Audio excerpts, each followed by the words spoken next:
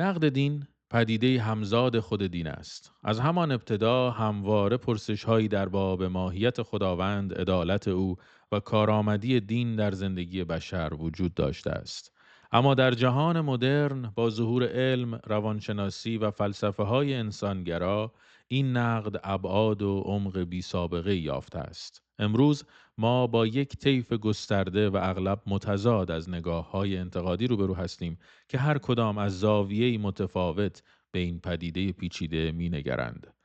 این اپیزود تلاشی است برای دسته‌بندی و کالبد شکافی این جریان‌های اصلی نقد تا بتوانیم با ذهنی بازتر و ابزارهای دقیق‌تر جایگاه دین را در جهان امروز ارزیابی کنیم. سلام، خیلی خوش اومدین به دنیای فرم و محتوا. من بردی‌پور بهرامی هستم و این یک اپیزود دیگه از عیش جمعیه که تقدیم حضورتون میشه. میدونید که در عیش جمعی به موضوعاتی میپردازیم که به جامعه مربوط میشن، یا در جامعه پدید اومدن یا اثرش رو میتونیم در جامعه ببینیم، توضیح بدیم و یا مطالعه بکنیم. تو این اپیزود هم میخوام به نقد دین بپردازم، به خاطر اینکه نقد دین موضوعیه که خیلی مورد علاقه جمع‌های امروزی است. خیلی آدم‌ها علاقه دارن راجع به دین صحبت بکنن، نقدش بکنن یا ازش دفاع بکنن. عده‌ای معتقدن دیگه به درد نمیخوره، عده‌ای معتقدن که نه هنوز به درد میخوره، ولی خیلی از این بحث‌ها همراه با آسیب‌های بسیار از جهات مختلف، پر از مغالطه، پر از آشوب، پر از بحث‌هایی که به نتیجه نمیرسه.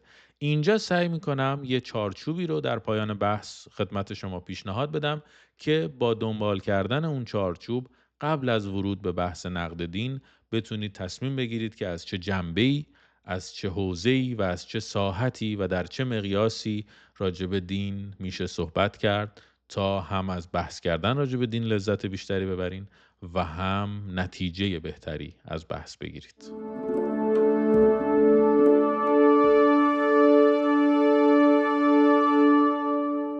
خب پس هدف اصلیمون اینجا چیه؟ من میخوام یه در نهایت چک لیستی به شما معرفی بکنم که اگر علاقه‌مندین به مبحث نقد دین، چه شرکت در گفتگوی نقادانه راجع به دین، چه اینکه راجع به دین بخونین، چه صحبت بکنین و گفتگو بکنین، این که این چک لیست به شما کمک بکنه در نهایت که از جنبه‌های مختلفی میشه به دین نگاه کرد و شما انتخاب بکنید که از کدوم جنبه میخواید راجع به دین بخونید یا از کدوم جنبه میخواید راجع به دین صحبت بکنید.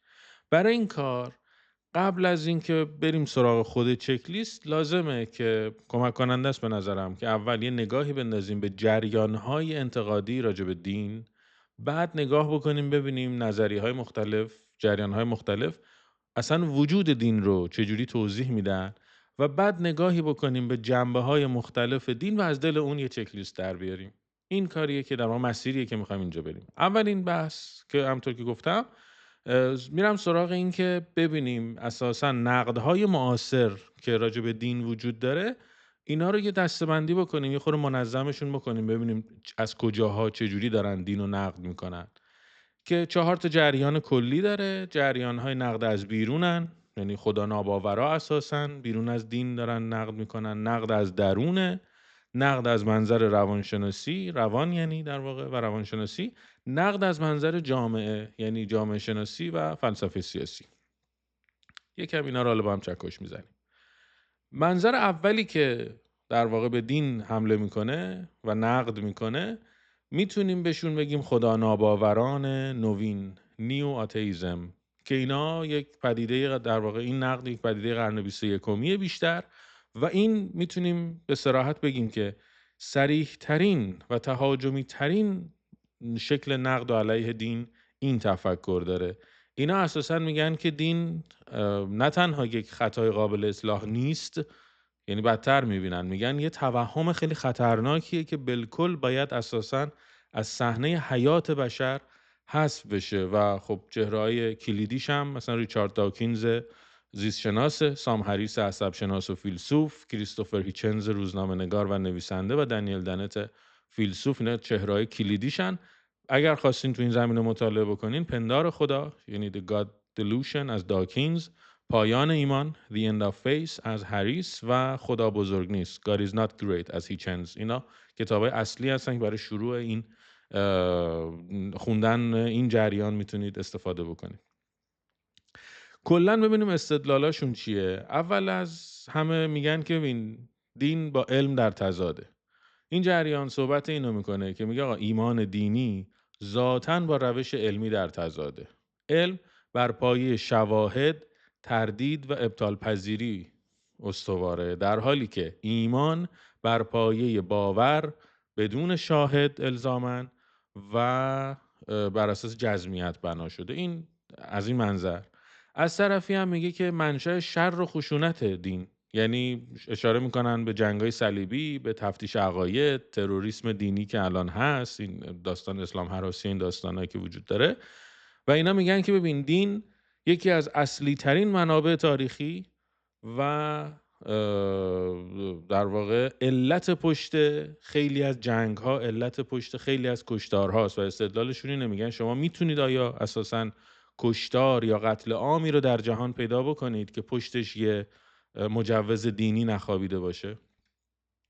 و از اون طرف از نظرشون دین میاد با مثلا یه مفاهیم خیلی بیسیکی مثل گناه، مثل عذاب وجدان، ترس از دوزخ، میاد از امیال، میاد از روان انسان سوء استفاده میکنه. وعده بهشت دادن، نمیدونم عذاب وجدان دادن، احساس شرم کردن، اینا رو باعث میشه که آدمیزاد در واقع احساس ضعف بکنه و از منظر ضعف دست به قول خودشون دست بیازه به یک تنابی و اون تناب چیزی نیست جز دین. این هم یکی دیگه از نقداشونه. یه سری نقدا هست خب از در واقع درون دین داره اتفاق میفته که خب این هم خیلی خیلی تاریخ داره، خیلی سنتیه این نقد هم، که منتها مثل قبل اینا اصلا به دنبال حذف دین نیستن، ولی نظرشون اینه که ببین نهاد دین و قرائت‌های رسمیش اولا خیلی وقتا از اون گوهر و حقیقت واقعیش منحرف میشه. در نتیجه هی ما باید حواسمون به اون حقیقت دین باشه، حواسمون باید به نمیدونم به این باشه که دین رو از خرافات پاک کنیم، دین رو از سنت‌های تاریخی غلط پاک بکنیم، تفسیر جزمی نباید داشته باشیم، بلکه باید هی مدام خوانش جدید از دین بدیم، مدام ببینیم که آیا میشه برداشت‌های نوعی داشت، مثلا هماهنگ با روزگار و فلان و این داستانا، که خب مثلا هانس کونگ یکی از مسیحیای منتقده در این زمینه، یا مثلا عبدالکریم سروش رو داریم خودمون تو ایران که در واقع روشنفکر دینیه، منتقد دینیه. حالا خیلی اصلا میگن مثلا روشنفکر نمیتونه دینی باشه، ولی حالا این جریان بالاخره جریانیه که میاد و میخواد از داخل دین به تصحیح دین اقدام بکنه و اینها. استدلالایی که میکنن چیه؟ میگم ببین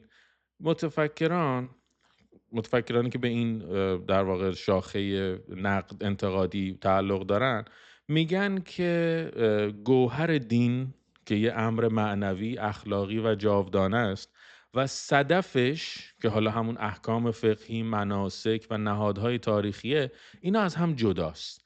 گوهر دین پاک و ثابته که یه خورده شبیه همون عالم مثل دیگه که افلاطون داره، که میگه ببین یه حقیقت دست نخورده و دست نیافتنی و پاک و منزهی بالا وجود داره، حالا بالا هر جایی، جایی که ما نمیدونیم کجاست، ولی توی صدف دین، توی پوسته دین، در فرم اجرای دین که بستگی داره دست کی باشه، خب مثلا فقها میتونه یه در واقع فرمی از دین ارائه بدن، مناسک خودش فرم ارائه دینه و اینا. میگه اینا جدان. اول از همه اینا داستانش اینه که اینا یکی نیست. در نتیجه شما نمیتونی رفتار غلط دین مدار رو به یه دینی منسوب بکنی.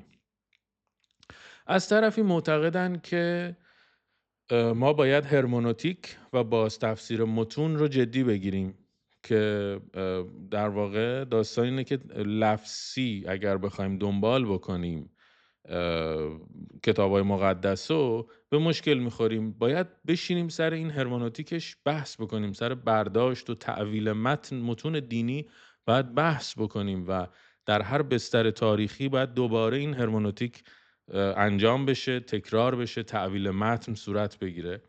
و از طرفی بسیار نقد میکنن به نهاد دین، نه خود دین. نهاد دین یعنی جریان‌ها و ارگان‌ها و نهادهای رسمی مثل کلیسا، مثل روحانیت تو ایران.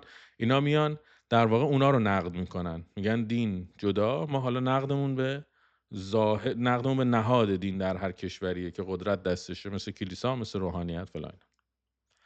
یه عده میان دین رو از منظر روان بحث میکنن و نقدش میکنن و به عنوان یه پدیده روانی نگاه میکنن. خب این در واقع از زمانی که روانشناسی یا روانکاوی به خصوص بهتره بگیم روانکاوی ظهور پیدا میکنه، دین دیگه به عنوان یه حقیقت متافیزیکی تحلیل نمیشه. نه که منظور اینه که بهتره اینجوری بگم، نه که دیگه اونجوری تحلیل نمیشه. یه تحلیل جدید دیگری، یک عنوان دیگری خطاب به دین به وجود میاد که به عنوان یک پدیده روانی نگاه میکنه به دین. یعنی میگه دین به خاطر ساختار روان ماست که اساساً میاد جلو. و مثلا فروید و یونگ خب اصلیای قضیه‌ان که مثلا از فروید The Future of an Illusion، آینده یک پندار، از فروید میتونید بخونید اگه خواستید. و روانشناسی و دین Psychology and Religion از یونگ میتونید کاراشو بخونید و ببینید نگاه اینها به دین چیه. حالا یه نگاهی کوچولو اینجا میندازیم بشه. دیدگاه فرویدی میگه که دین اساساً یه بیماری روانیه، یه نوروز وسواسی همگانی بهش میگه فروید. میگه از نظر فروید داستان اینه که میگه دین چیزی نیست جز فرافکنی، جز پروجکشن پدر و محافظ دوران کودکی به آسمان. یعنی میگه انسان از نظر روانی اون محافظ دوران کودکی شاید دست میده دیگه، پدر اون قدرت و حفاظش رو نداره و از نظر روانی این خلأ محافظت رو ایجاد میکنه، اونو فرافکن، اونو پراجکت میکنه رو به آسمان. یعنی حواله میکنه، میگه خب پس پدر دیگه نمیتونه هوای منو داشته باشه، یه پدر گنده تری باید اون بالا باشه، حواس منو داشته باشه. در نتیجه تو این تحلیل در میاد که حالا خدای هر آدمی یا شبیه باباشه یه خورده بزرگتر، یا شبیه خودشه با مثلا مقیاسای خیلی با توانایی خیلی گسترده تر. و اینجا میگه چی؟ میگه انسان در مواجهه با نیروهای ترسناک طبیعت و اضطراب مرگ، با پناه بردن به این پدر آسمانی که برای خودش درست میکنه، برای خودش یه تسلی و یه امنیت خیالی درست میکنه. و در واقع دین از نظر فروید یه توهم بچگانه بیش نیست که بشر متمدن و بالغ باید بر خرد غلبه بکنه و تکیهش از دین برداره. یونگ اما که خب یه خورده نگاه انتقادی هم اساساً به فروید داره، دین رو برعکس، که فروید میگه دین یک بیماریه، فروید میگه نه، دین بیماریه نیست، دین درمانه. خب میگه که دین کارکرد روانی ضروری داره برای انسان. و از نظر یونگ میگه که ببین اون کهن الگوها، اون آرکیتایپ هایی که خیلی تبیین مفصلی ازشون میکنه، میگه اینها در ناخودآگاه جمعی تمام بشریت مشترکه و اینجوری اساساً بشر با جهان ارتباط برقرار میکنه. این جهان معنایی رو برای ارتباط برقرار کردن با جهان میسازه و دین مهمترین مجرای این ارتباط است. یعنی فرصت اینو به انسان میده که آرکیتایپاشو بسازه و با آرکیتایپاش با جهان ارتباط برقرار بکنه. خب میگه این بحرانی که برای انسان مدرن به وجود اومده، اساساً یونگ حرفش اینه، میگه ما این همه، درسته که اصلا میگیم که انسان قرن 21 انسان بیماری‌های روانی است، غالب بیماری‌ها بیماری روانی، انسان افسرده است انسان قرن 21. و حالا قبل‌تر زمانی که یونگ داره زندگی میکنه طبعا شروع میشه این بحث. ولی اصلا یونگ میگه ببین این که این همه مشکل روحی روانی به وجود میاد، این همه مشکل فکری و روانپریشی و فلان و اینا داریم، دقیقاً به خاطر کنار گذاشتن دینه. برای که دین یه پیوند حیاتی رو با ناخودآگاه جمعی برقرار میکرده که الان که دین رو گذاشتیم کنار، این پیونده گسسته شده. و مسئله، یعنی یونگ میگه مسئله این نیست که دین قبلا داشته این کارو میکرده. مسئله این بوده که یه سری قرائت‌های جزمی و نهادینه شده ای از دین بوده که اونها رو شما تجربه‌های دینی اصیل تلقی میکنین، که همون یه خورده شبیه کسایی که منتقد داخلی دینن فکر میکنه و میگه که ببین اونا رو تو به عنوان دین و بیماری بشر داری نگاه میکنی، در حالی که این بخشش رو نگاه نمیکنی که کارکرد اسطوره‌ای داره، اصلا داره پیوند معنادار با جهان برقرار میکنه. یه سری ها میان از منظر جامعه، یعنی توی مقیاس جمعی به دین نگاه میکنن. افرادی مثل مارکس یا امیل دورکیم در واقع بزرگان این نگاه هستند به قضیه، که باز متضادم نگاه میکنن. مارکس خب اساساً همون جمله خیلی خیلی خیلی معروفش که دین افیون توده هاست. نه تنها دین، شما نگاه بکنید، قبلا هم تو همین کانال راجع به این صحبت کردیم از جهات مختلف، که وقتی نگاه میکنی از منظر مارکس و مارکسیستا بعدن و یا سوسیالیستا نگاه میکنی به ماجرا، اینه که خیلی چیزا به صورت خودآگاه میاد در دست بخش بورژوازی، طبقه حاکم، و با اون میخوان طبقه کارگر یا پرولتاریا رو چیکار کنن؟ کنترل بکنن. سواد دست قدرت میفته، نمیدونم تجارت دست قدرت میفته و این دست قدرت افتادن باعث میشه که در واقع سلطه پیدا بکنن. یعنی یه خورده نگاهشون توهم توطئه‌ای میتونیم بگیم، یا حالا توهم هم نگیم، از این منظر به ماجرا نگاه میکنن که همه چیز دست طبقه حاکمه با هدف کنترل توده ها. مارکسیستا میگن دین هم همینه، دین هم به مثابه افیون توده هاست که دست طبقه حاکمه و میان به جای مثلا با وعده سعادت در دنیای دیگر شروع میکنن چاپیدن طبقه کارگر و مجبورشون میکنن که بیان این دنیا رنج بکشین، این دنیا هرچی خار و کور باشین، هرچی فقیر و بدبخت باشین، فلان باشین، اینا اوکیه، چون یه دنیای دیگه هست اونجا میرید و ازتون خوبه، و اینو را میندازن که باش بچاپن.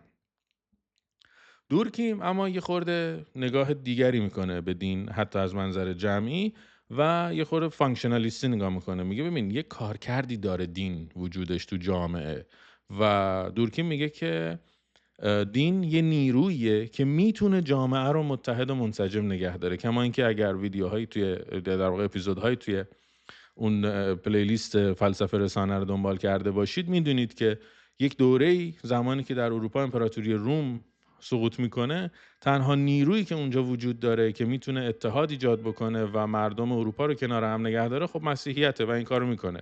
دورکیم این کار کرده دین رو مد نظر قرار میده. میگه نگاه کن، دین شبیه چسب جامعه عمل میکنه. میگه وقتی یه قبیله توتم خودش، توتم به معنی نماد، به معنی سمبل خودش رو میپرسته، در واقع داره خودش رو میپرسته. اینجوری نیست که یه چیزی از بیرون وجود داشته باشه و این داره اونو میپرسته. این مناسک و این آیین‌های دینی که هستن، اینا همه ابزارهایی هستن برای تقویت یه همبستگی اجتماعی و بازتولید یه ارزش مشترک برای جامعه. خب این در واقع 4 تا جریان اصلی بود که از بیرون دین، داخل دین، از منظر روان و از منظر جامعه داره به نقد و حالا توضیح و تبیین دین میپردازه.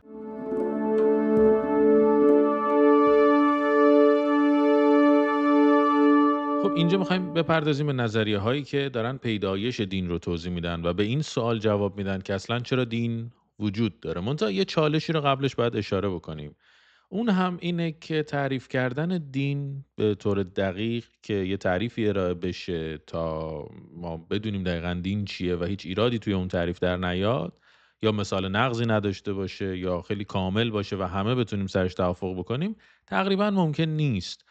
چون که جدای از این که ما خودمون به صورت فردی هر کسی یه نگاهی، یه تعریفی نسبت به دین داره، وقتی حتی نگاه میکنیم به اون پدیده هایی که ما به صورت عرفی قرار میذاریم که اینا دینن، با یه طیف بسیار گسترده و وسیعی مواجهیم که عملاً میبینیم که اینا میتونه خیلی از هم متفاوت باشه و هیچ شباهتی به هم نداشته باشه. مثلا ما با ادیان توحیدی طرفیم، مثل ادیان ابراهیمی، ادیان تک خدایی. یعنی یه سری ادیان هستن چند خدایی هن ولی همچنان دینن، مثل هندویسم. از اون طرف یه سری نظام‌های فلسفی دینی داریم که خدای متشخص و واضحی ندارن، مثل یه سری از شاخه‌های بودیسم. از اون طرف یه سری باورهای آنیمیستی داریم که اینا در واقع پیرو یک روح باوری در طبیعت هستن. از طرف یه سری ادیان داریم به زندگی بعد از مرگ و آخرت و اینا اعتقاد دارن، یه سریشون ندارن، به مثلا نگاهشون یه جوری چرخه حیاتیه عملا. و خب این باعث میشه که ما نتونیم توافق بکنیم که اصلا دین چیه. ولی خب بالاخره همون یه تعریف عرفی داریم و اساسا چون اینجا ما مسئلهمون تعریف دین نیست، میخوایم اینا رو با هم یه مروری بکنیم و بریم بپردازیم به نقد دین، کاری که با همین تعریف عرفی داریم انجام میدیم دیگه. من میخوام اونجا رو یه خورده روشن‌تر و شفاف‌ترش بکنم. در نتیجه ما میتونیم به همین تعریف عرفی که از دین داریم تکیه بکنیم و ادامه بدیم.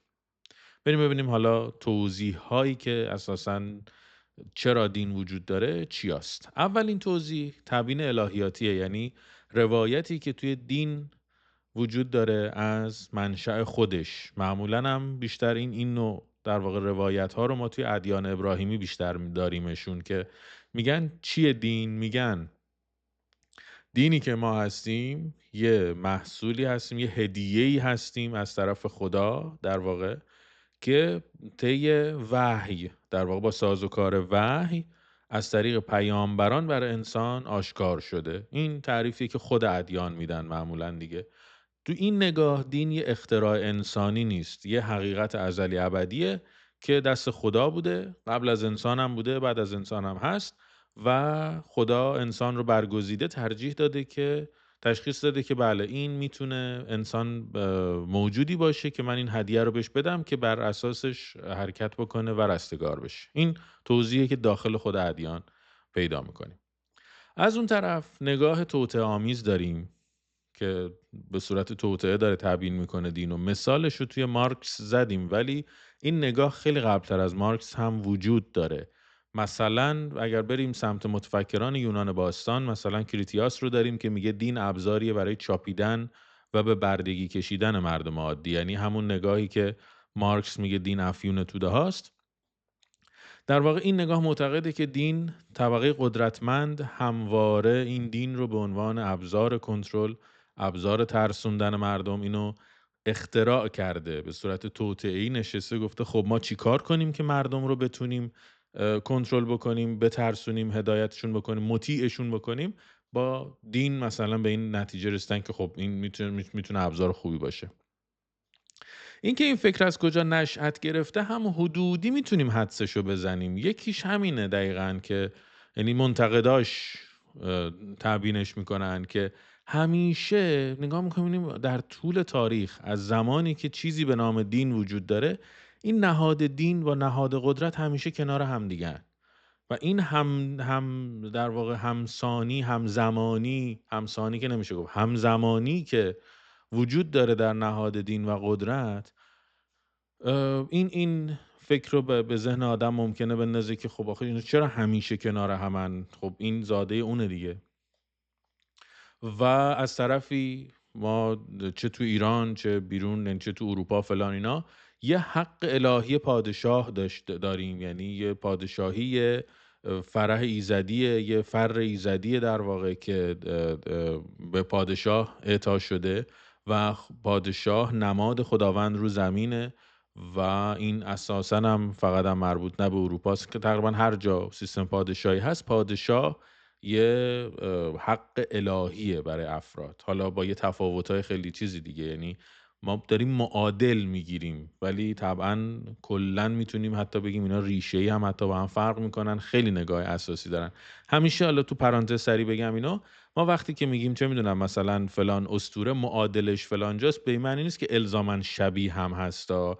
حدودی داریم سازوکارهایی که مثلا طراحی شده رو با هم مقایسه میکنیم. این هم همونه، یعنی حق پادشاهی که تو ایران مثلا میتونیم سراغ بگیریم خیلی فرق میکنه با حق پادشاهی که تو اروپا میتونیم ردشو بزنیم. خب از این طرف یه تبیین شناختی و تکاملی داریم. یعنی میگه چی؟ حرف کلیش اینه، میگه دین محصول جانبی طبیعی ذهن انسانه، یه بای پروداکت مغزه و توضیح میدن که اگر شما سازوکار مغزو وظیفه مغز و فیزیولوژی مغز و اینا رو همه رو بشناسین، کارکرد مغز رو مشخصا باش آشنا باشین، میدونین که برای بقا یه کارایی میکنه که ما رو زنده نگه داره، بقای ما رو تضمین بکنه که وظیفه اصلیشه. حینی که داره بقای ما رو تضمین میکنه چند تا در واقع ویژگیش باعث میشه که خود به خود یه چیزی به وجود بیاد به نام دین. حالا با هم صحبتشو میکنیم. اگر خواستید مثلا افرادی که کلیدی هستن توی این نوع تبیین دین، مثلا پاسکال بویر هست، جاستین بارت هست، اسکات آتران هست که میتونید مثلا کتاب Religion Explained رو از بویر بخونید. خیلی مثلا راجع به این بای پروداکت بودن دین به عنوان یک ابزار، یک محصول جانبی مغز انسان صحبت میکنه. ولی حالا یه کوتاه چند خطی کلیات ایدهشون رو اینجا چکش میزنیم با هم. اولین توضیحی که میگن نگاه کن، مغز ما برای بقا یه جوری تکامل یافته که تو هر محیطی قرار بگیره دنبال کنشگر میگرده. یعنی چی؟ کنشگر رو چی تعریف میکنیم؟ موجود دارای قصد و نیت. خب میگه که ببین مغز ما خود به خود تو هر محیطی قرار بگیره، هر چیزی، هر سیگنالی بهش برسه اینو وصلش میکنه به یه کنشگر. مثالش چیه؟ مثالش اینه که میگه ما ترجیح میدیم، به خاطر اینکه خب به بقامون مربوط میشه، ترجیح میدیم وقتی که یه خشخشی رو توی مثلا علفزار میشنویم، ترجیحمون اینه، امن‌تر برای مغزمون اینه که اینو ربطش بده به یه ببری که اونجاست و میخواد بیاد ما رو لتو پار کنه، تا اینکه نسبتش بدیم که یه بادیه دیگه، یه بادی در علفزار پیچیده. چرا؟ برای که اون کار اگر بکنیم، به ببر نسبتش بدیم، بدبینانه نگاه بکنیم، ربطش بدیم به یک موجود کنشگر، بقامون بهتر تضمین میشه دیگه. در نتیجه این سیستم بیش فعال که پشت هر پدیده طبیعی بیجانی الزامن یک کنشگر هوشمند و صاحب نیت قرار میده، این در واقع منجر میشه به اینکه ما دین رو تولید بکنیم. یعنی طوفان میبینه، رعد و برق میبینه، بارون میبینه، نمیدونم طلوع و غروب میبینه، اینو ما ربطش میدیم ناخودآگاه به خاطر کارکرد مغزمون که بیش فعاله، ربطش میدیم به یک کنشگر هوشمند و صاحب نیت. از اون طرف نظریه ذهن چی میگه توی همین تبیین؟ میگه که ببین ذهن ما یه توانایی داره که حالات ذهنی ما رو به یکی دیگر نسبت بده. یعنی باورامون، آرزومون، نیتامون و اینا رو ما میتونیم، ذهنمون این توانایی رو داره که تصور کنیم یک دیگری وجود داره که عامل این حالات ذهنی ماست. یعنی میتونیم تصور بکنیم، تصویر کنیم که یک خدایی وجود داره که از نگاه ما رو میشنوه، به ما مثلا گوش میده، توجه میکنه، برای ما حالات مختلف به وجود میاره، از دستمون ناراحت میشه، نمیدونم میتونن آرزوهامون رو برآورده بکنن فلا اینا. از طرفی یک دوگانه انگاری شهودی برای ما هست که میگه ببین ذهن ما به طور طبیعی بین جسم و ذهن یا همون روح، حالا به تعبیری، تمایز قائل میشه. این دوگانه انگاری شهودی در واقع منجر میشه به این که ما به زندگی بعد از مرگ، وجود ارواح و اینا باور داشته باشیم. یه جوری شهودی داره دوگانه انگاری میکنه وجودمون رو. این در واقع نگاهی است که از نگاه در واقع فیزیولوژیک و بیولوژیک نگاه میکنه و میگه ببین کارکرد مغز ماست که منجر شده به اینکه دین برامون تولید بشه. یه تبیین دیگه از این ماجرا هم وجود داره و اون هم تبیین اسطوره شناختی و پدیدار شناختی دینه و میاد دین رو به عنوان پاسخی به امر مقدس تعریف میکنه. خب که این عملا خیلی علمیه، مثلا چیز علمیه به معنی مثلا علم مثلا زیست شناسی و نمیدونم اینا به قضیه نگاه نمیکنه، چیزی که تو نگاه قبلی اتفاق میافتاد. میاد نگاه همدلانه تری داره، یه خورده میره به ذات انسان و اینا برمیگرده که بحثشون اینه که آقا دین نه خطای شناختیه نه توطئه است. دین یه پاسخ اصیل و انسانی به یک تجربه بنیادینه. چند تا از در واقع تبیین کننده های این چنینی دین رو نگاه بکنیم. اولیش که خیلی از همه معروفتر و مهمتره، حتما خب کاراشو میشناسید یا مثلا میتونید از طریق اون این نگاه رو خیلی خوب دنبال بکنید، میرچا ایلیاده است که یک دینشناس رومانیاییه یه کتابی داره به نام امر مقدس و امر نامقدس که اونجا استدلال میکنه، میگه ببین تجربه بنیادینی که انسان داره اساساً تمایز بین دوتا قلمروه، که ما یه قلمرو مقدس داریم که این قلمرو مقدس واقعیه، قدرتمند، معناداره. از طرف یه قلمرو نامقدس داریم، یعنی جهان عادی روزمره بی اهمیته. دین چیه؟ دین زمانی متولد میشه از نگاه میرچایلیاده که امر مقدس در جهان نامقدس تجلی پیدا میکنه.